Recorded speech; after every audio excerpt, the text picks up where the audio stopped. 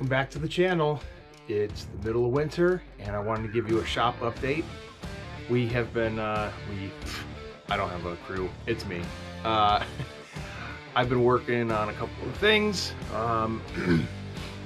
not more than anybody else, but here we are, just to try to keep busy during the winter. So the first thing I want to go through is I've got an update on the Central RC Marine fountain that I put together last year. I didn't have a paint job. Got a couple of other updates I want to show you, and then we'll take a look at a kit that I've been working on. So let's roll. First up, I've got a new paint job on the fountain. This is a Central RC Marine 58 inch. Got the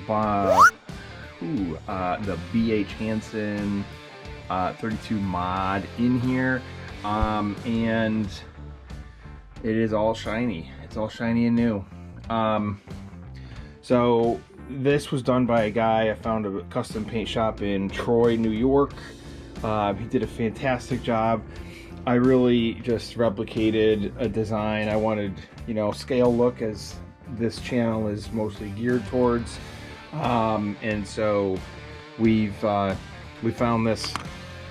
I found this online, really just replicated it. Not original, but again, I'm loving it. So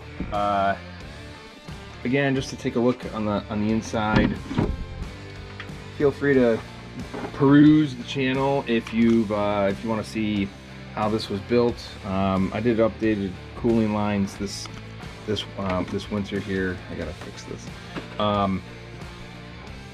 Hansen did a little bit of a cleanup on the engine for me, and I did dual cooling lines.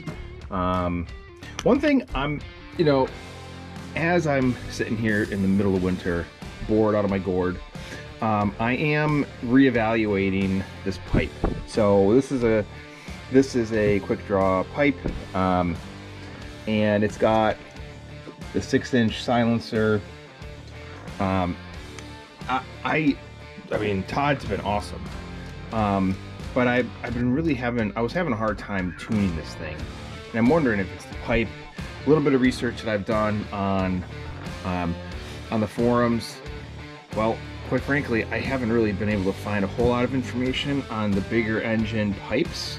And so, you know, if you've got experience in 32 or this is 32, but 32, 34, 35 cc pipe design, please let me know. You know, the added difficulty that I have, I'm trying to keep this all contained within the hull, to keep it nice and scale, so I've got to tuck this in.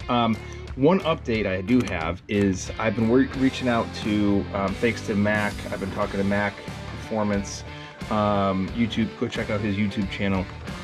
And he pointed me over to Speed Freak, and talking to Ross, and he's got a pipe that I might try in here. So, and that's going to be your standard 90-degree outlet, followed by, you know, the true 13-inch tuning distance. This quick draw, if you measure this, it's like 12, and you could change this coupler distance. So I also might reach out to Todd and do that, extend this out. If you extend this out, you are going to get a little bit more low torque. If you shorten this coupler, you're going to get a little bit more higher top end. So it's all a matter of what you want to do. So I might fool around with that too, but again, comment below if you've got experience in this, because I really don't. That's really about it. I'm also gonna shorten this up. I think I was watching, I think it was M5, doing a lot of YouTube watching in this winter, and Scott says, hey, you know, don't put your rudder in the prop thrust cone. And I think if you look overhead, I mean, I think this is like right on the edge. So I might try to shorten this, get one from, who's it, Harry at Speedmaster, shorten that up, and get that going. This is loose. This is not. There you go.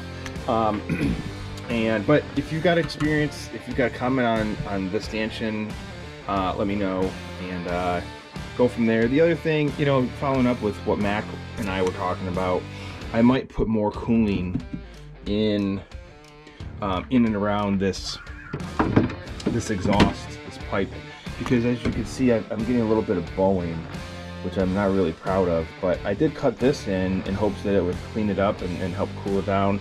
But again, it's all about exit,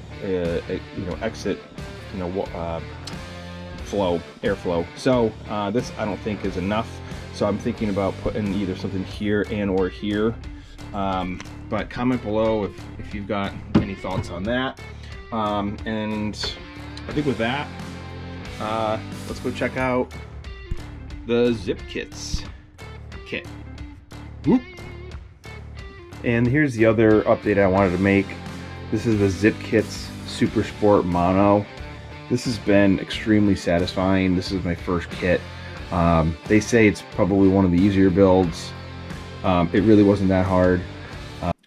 Really, for me, you know, some of the chine seams mating really weren't perfect. So, you know, you see some Bondo. This is not going to be the lightest boat. Probably not going to be the fastest boat. And that's okay, but I really enjoyed it, and yeah, we're getting through. Really, I gotta finish up a couple of hardware installs. Really want to get everything set before we paint. I've got a few months before I can paint outside. I'm in the Northeast, and it's cold. It's the middle of winter right now, so I've got to wait on that. And yeah, as you can see, I got the RotoGeek radio box 3D printed from one of the guys, and I did the transom mod so we don't get too much water coming over the transom here on the back end. Oh,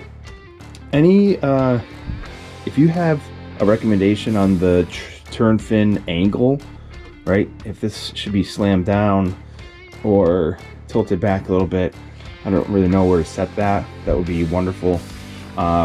Just really not sure what to do there.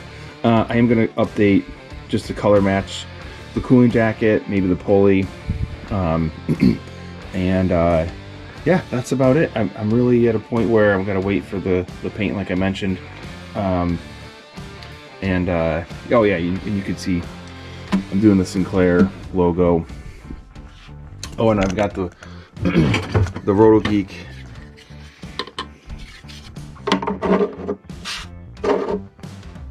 two-part 3D print windshield. Give you an idea what that's going to look like. So pretty slick. Yeah, so that's about it. Thanks for the update, or thanks for paying attention and tuning in. Please let me know if you'd like to see anything else, or if you got questions or comments on what I should do differently.